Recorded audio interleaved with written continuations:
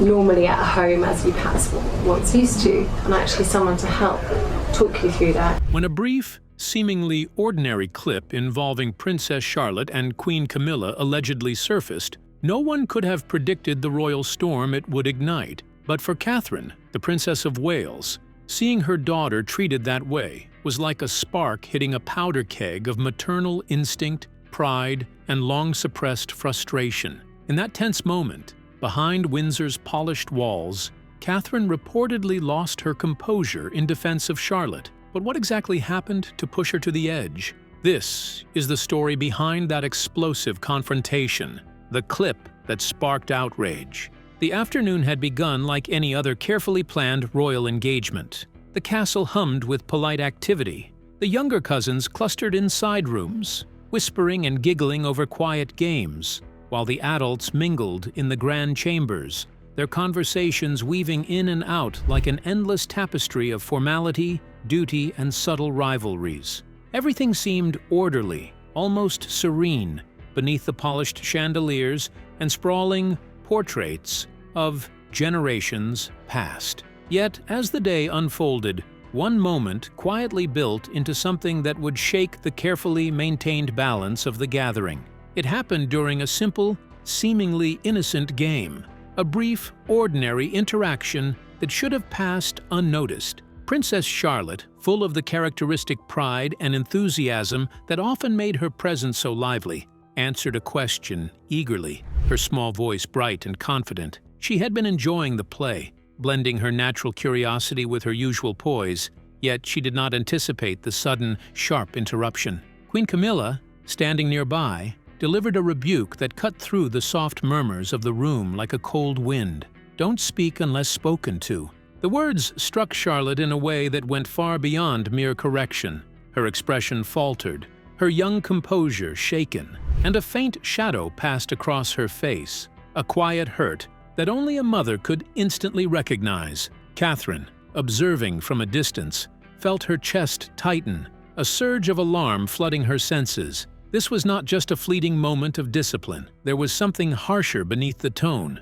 a sting in the words that spoke of control rather than guidance. The situation escalated when whispers began to circulate. Whispers that this fleeting exchange had been captured on a phone by one of the staff members present. A short clip, recorded in secret and quietly shared among the palace aides, transformed what might have been a private, momentary reprimand into something far more explosive. What Catherine had witnessed with her own eyes was now allegedly documented, tangible evidence of a slight against her child. The implications were immediate. This was no longer just a private sting that a mother could soothe away with a comforting word or gentle guidance. The royal walls, so often impermeable, had become permeable to rumor and scrutiny. Now, what had been a subtle moment of tension had the potential to ripple far beyond Windsor, giving fuel to gossip, debate, and speculation. Catherine's concern was no longer simply for her daughter's feelings in that room. It had become a question of principle, dignity, and the kind of protection only a fiercely devoted mother could provide. From that point on, nothing would feel ordinary again. The quiet afternoon of games and conversations had shifted into a charged, fragile atmosphere, one where a mother's instincts were about to ignite, and a family dynamic, long maintained with careful diplomacy, was teetering on the edge of confrontation. In a heartbeat, one recorded moment threatened to shatter Windsor's flawless facade. But what hidden tensions and subtle signals paved the way for that explosive clip, confirming Catherine's deepest fears? Now let's uncover the quiet spark that ignited a royal storm. The calm before the storm. What was supposed to be a picture-perfect spring weekend at Windsor Castle quickly unraveled into a scenario far removed from the ordinary. The royal calendar, meticulously planned as always, promised nothing more than polite afternoon teas, family photographs, and the usual measured chatter in the gilded halls. On the surface, the weekend shimmered with elegance, tradition, and the quiet hum of ceremonial life. But beneath that polished veneer, subtle tensions were simmering, imperceptible to most, but not to Catherine. From the very first moment she laid eyes on Princess Charlotte that morning, Catherine felt the unusual weight of silence pressing against her maternal instincts. Charlotte, typically a vivacious child brimming with charm and curiosity, sat quietly in a corner, her usual sparkle dimmed. The calm was unnatural, the stillness jarring, and Catherine immediately sensed that something was amiss. There was no tantrum, no visible complaint, just a subtle withdrawal that carried a resonance far deeper than ordinary shyness. To any casual observer, it might have seemed like a fleeting mood, an ordinary moment of childhood reserve. But Catherine, trained by years of experience and finely tuned instincts, recognized it as a warning sign, a whisper that something beneath the surface was threatening her daughter's confidence. At first, she tried to dismiss it, telling herself it was simply the ebb and flow of a child's emotions, the occasional pause in an otherwise bright demeanor. She observed Charlotte with a careful eye, noting the smallest shifts, a hesitation before speaking, a glance that lingered a fraction too long, a hand fidgeting in her lap. Each small gesture, innocuous in isolation, combined into a pattern that Catherine could not ignore. It was as if the castle itself, with its towering ceilings and echoing corridors, was holding its breath, waiting for something unseen to surface. Little did she know that this subtle unease marked the opening act of a much larger story, a story that would soon ripple far beyond Windsor's walls and into the public eye. What began as a quiet, almost imperceptible tension within the family circle was the first spark of a storm, one that would later dominate conversations in royal circles and tabloids alike. Catherine, poised and composed as ever in public, felt the first tremors of frustration, concern, and protective urgency stir within her. The weekend, meant to be a celebration of spring, family, and tradition, was quietly setting the stage for a dramatic confrontation that no one could have anticipated. By the end of that day, Windsor was unknowingly on the cusp of witnessing a moment that would shake the carefully maintained balance of royal decorum. What had seemed like a fleeting moment of childhood quiet was, in truth, the first ripple of a tidal wave. A wave that would bring to the surface the raw intensity of maternal instinct, the unspoken pressures of royal life, and the explosive consequences when both collide. Catherine's awareness, sharp and unwavering, was the spark that would light the fuse for a royal storm unlike any the castle had seen before. Princess Charlotte's silence triggered a chain reaction that could shake Windsor to its very core. But who is she beneath the royal poise? Has she always possessed such calm and quiet confidence? What do those who know her best reveal about the young princess? Let's delve into the details. The confidence and composure of Princess Charlotte. Charlotte has often been painted by those who know her best as a remarkable young girl, brimming with confidence, charm, and a sense of self that feels far beyond her years. Friends, family members, and close observers of the royal household frequently speak of her with admiration, noting that she carries herself with a poise and assurance that is unusual for someone so young. One source familiar with the inner workings of the palace describes Charlotte as a strong character, almost wise beyond her years, highlighting an air of quiet authority in her demeanor. It's not merely that she is confident, it's the way she inhabits her world, fully present and unself-conscious, as though she understands instinctively the expectations around her but refuses to let them define her.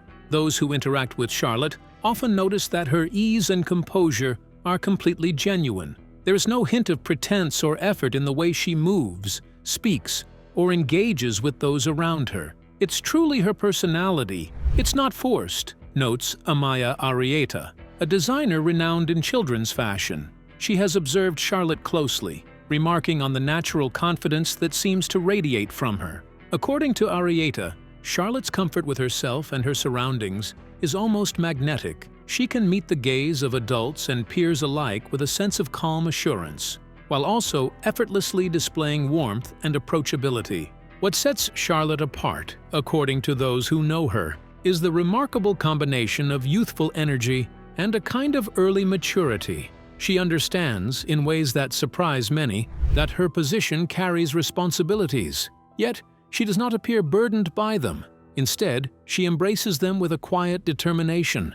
Whether attending public events, interacting with family, or stepping into new experiences, Charlotte seems to navigate each moment with a composure that feels instinctive, as if she innately knows what to do.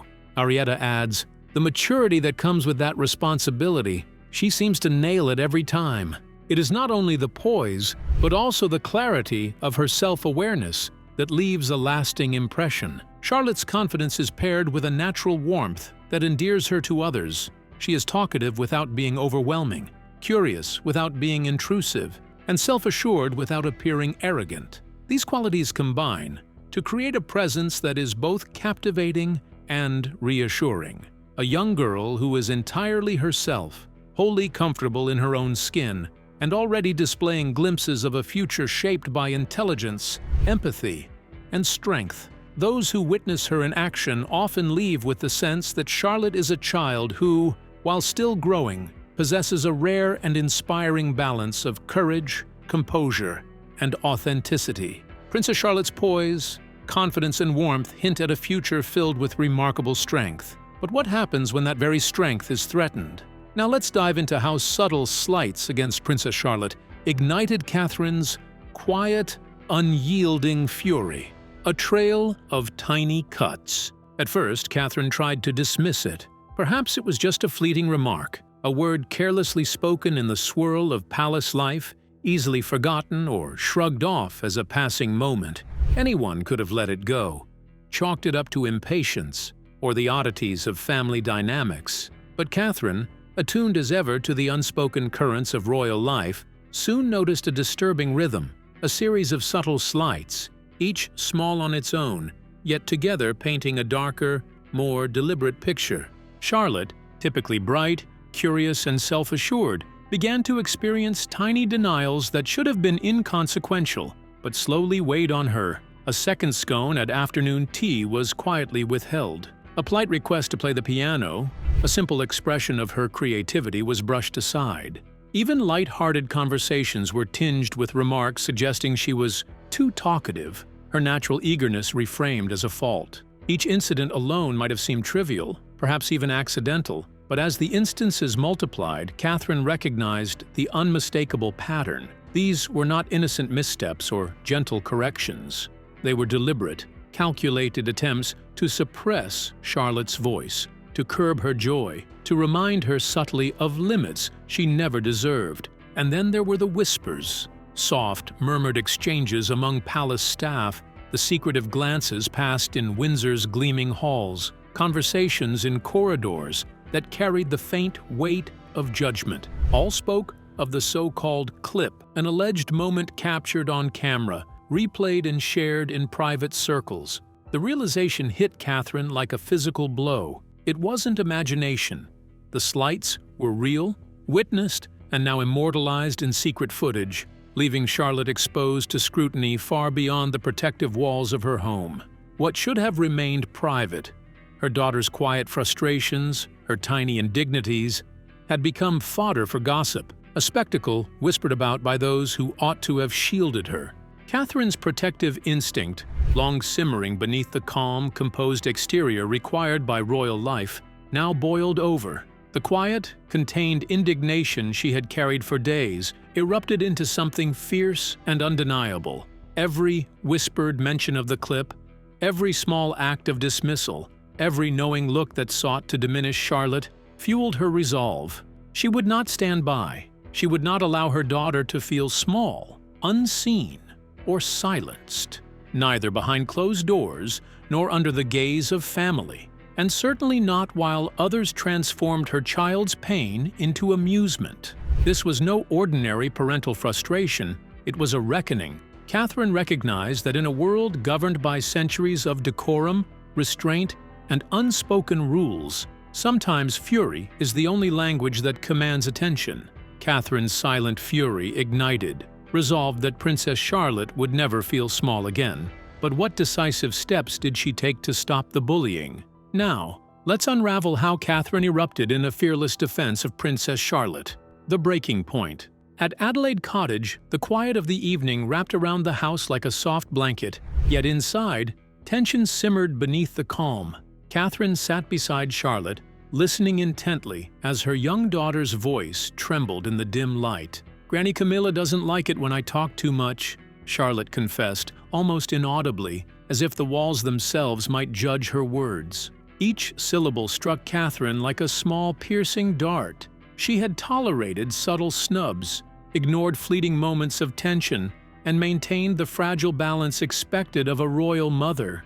But this admission, was the final straw. Her heart tightened with a mix of frustration and protective fury. The polite diplomacy that had guided her through years of royal decorum suddenly felt like a chain she was no longer willing to bear. By the time the family reconvened at Highgrove, Catherine's composure had shifted from careful restraint to quiet storm.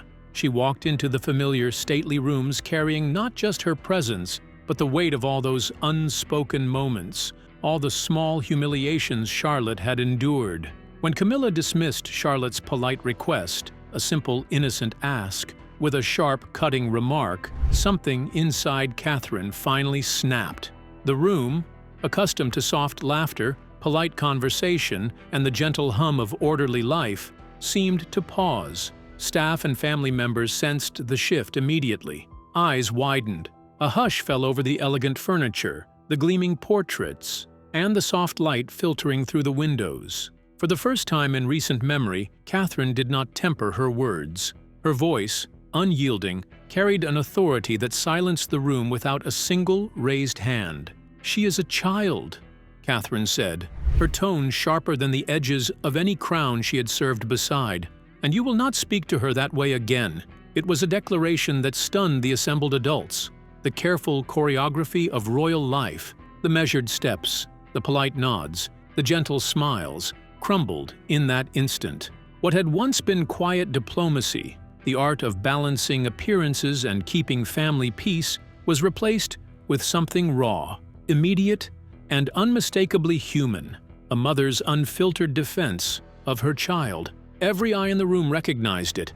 Catherine was no longer playing the expected part. She was a mother going to war, protecting her daughter with every ounce of authority, love, and righteous indignation she possessed. In that charged silence, the palace walls seemed to hold their breath, witnessing a moment that would quietly reverberate through the family, reshaping the boundaries of respect, authority, and maternal resolve forever. That day, Catherine drew a clear line, ensuring Charlotte would no longer endure subtle slights. But is there a hidden parenting blueprint guiding William and Catherine, one so crucial it must be defended at all costs? Now, let's delve deeper into the details.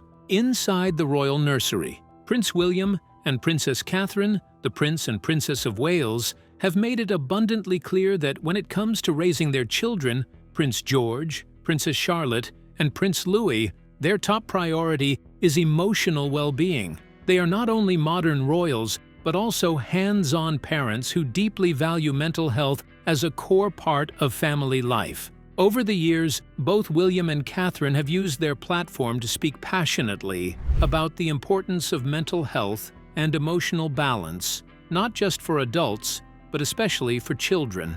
As active patrons of several mental health charities, their commitment goes far beyond public appearances. It's a philosophy they bring home and practice with their children every single day. Instead of keeping their children confined in a bubble of royal formality, William and Catherine have worked hard to foster an open and supportive household. They believe that emotional intelligence is just as important as academic achievement or royal protocol. From the very beginning, they've taken deliberate steps to make sure their children feel safe, heard, and loved, not just respected because of their royal status. This means taking time to listen to their kids, asking them how they feel, and making sure that no emotion is brushed aside as trivial or embarrassing. Both William and Catherine were shaped by their own childhood experiences. William grew up in the public eye, enduring personal tragedies and intense media scrutiny. He knows what it's like to carry the heavy burden of royal responsibility from a young age. Catherine, although not born into royalty, grew up in a warm and close-knit family, and she has brought that same sense of grounding and compassion into the royal household. Together, they are working to create a more balanced, emotionally healthy environment for their children, an environment that wasn't always available in previous generations of the royal family. One of their core parenting beliefs is that children should never feel like they must bottle up their emotions. Whether it's joy, sadness, frustration, or fear, George, Charlotte, and Louis are being raised to recognize, understand, and express their feelings without shame. If one of them has had a tough day, it's not swept under the rug.